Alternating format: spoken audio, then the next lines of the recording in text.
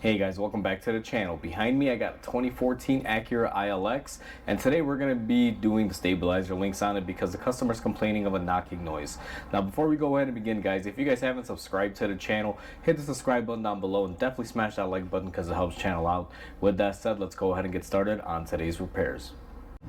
First things first, as always guys, make sure that you get your car supported safely on a jack or lift, however you plan on lifting it up, and then go ahead and take off the front tires. We've already gone ahead and done that. Now I'm going to be replacing both links on this vehicle, but the procedure is identical on both sides. I'm going to be showing you guys on the passenger side. Driver side is exactly the same thing, just opposite on the other side of the car. So with that said, let's go ahead and get started.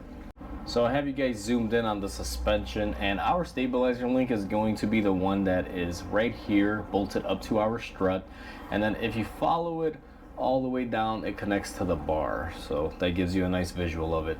Now we are going to have a nut that we have to remove down here and the nut that we have to remove up top. Now these, at least where I live and where I'm working on vehicles, do not come off easy, so we're going to be heating them up in order to get them off. If you're in a state where let's say there's no rust or salting or anything like that and it's warm, what you can probably do is just get these off by spinning off the nut and holding the interior portion. You guys will see here if I zoom you in, it has like a little Allen key cutout. You can basically hold the center of it while using a wrench to take them off. However, in Chicago, that approach doesn't really work. It's more of a last resort. So I'm going to go ahead and heat them up, and that's how we are planning on getting these out. And to heat them up, what I'm going to be using is my Venom HP. It's an induction heater, and I just like to come in here and go ahead and heat it up. Now, for most of you that are familiar with this tool, you guys might tell me that I need to replace the coil head on my tool, the heating element, and that is true. This coil head is pretty much almost done, but she does have just a little bit more life in it.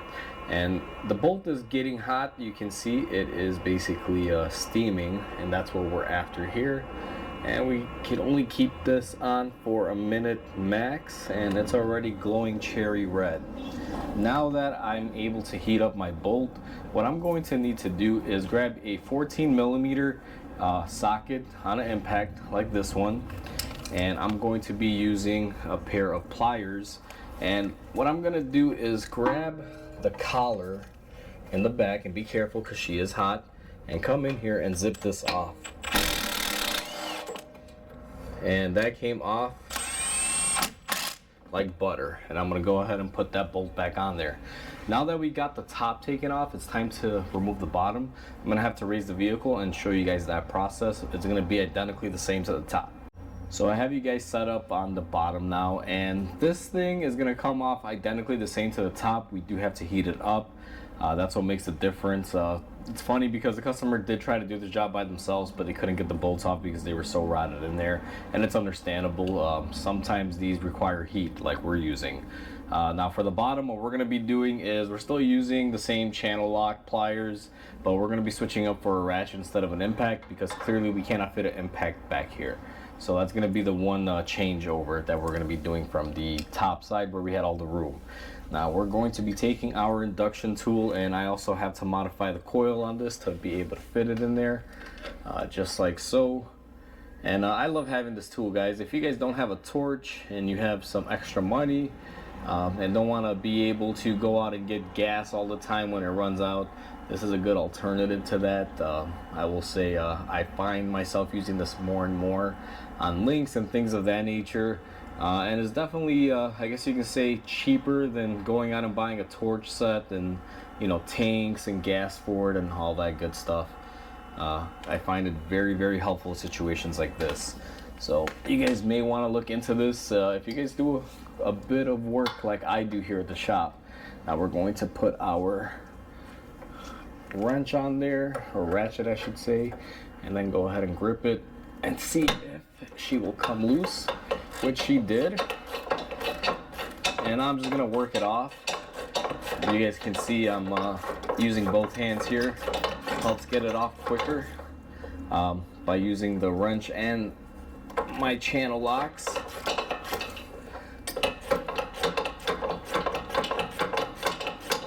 And these will fight you a little bit.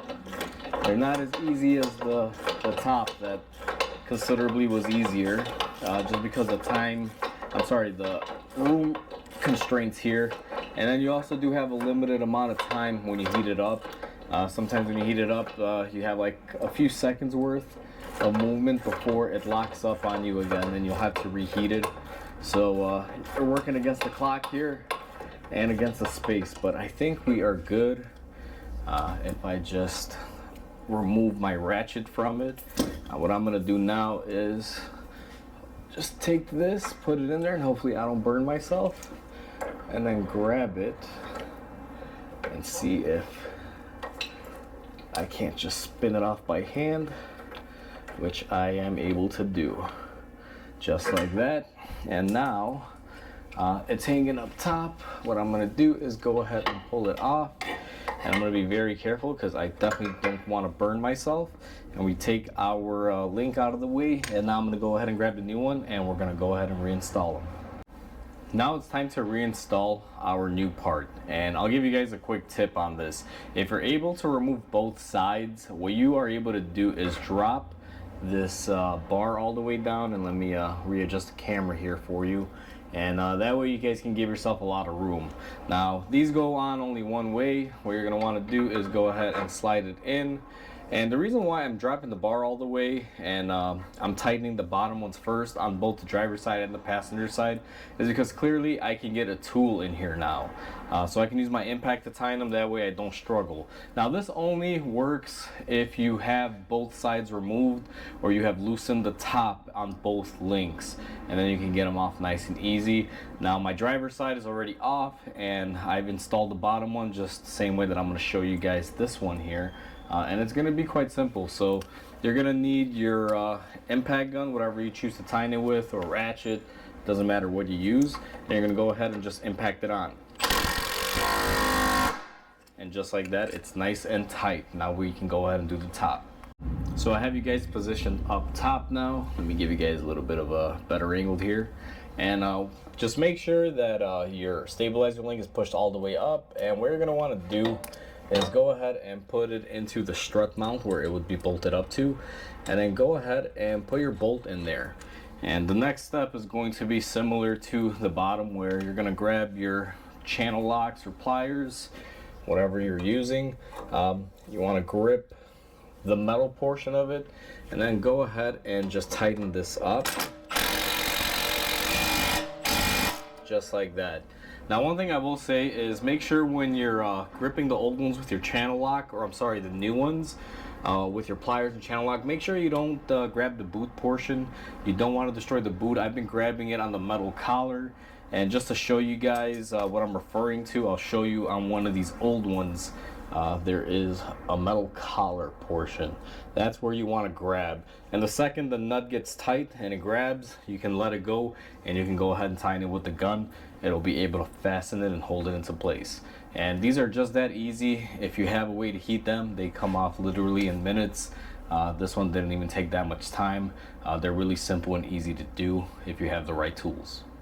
Alright, so as you guys saw, these are really easy to do. The hardest part about this is basically that lower portion of it, just to remove them, because there's not a lot of room there. If you do try this out, make sure you have at least a propane torch, guys, to try to heat them up. Definitely makes the job a lot easier, especially in the Midwest or areas that use salt during the winter that are basically rust prone. That'll save the day for you here. That's what wound up hurting this customer. He tried doing it himself, but he didn't have proper tools and he had to bring it back in. But either way, guys, it's quick, simple, and easy. Hopefully this video helps you guys out. Please comment, like, and subscribe, because it definitely helps the channel grow. Hope you guys have a wonderful day, and I'll catch you guys on the next video.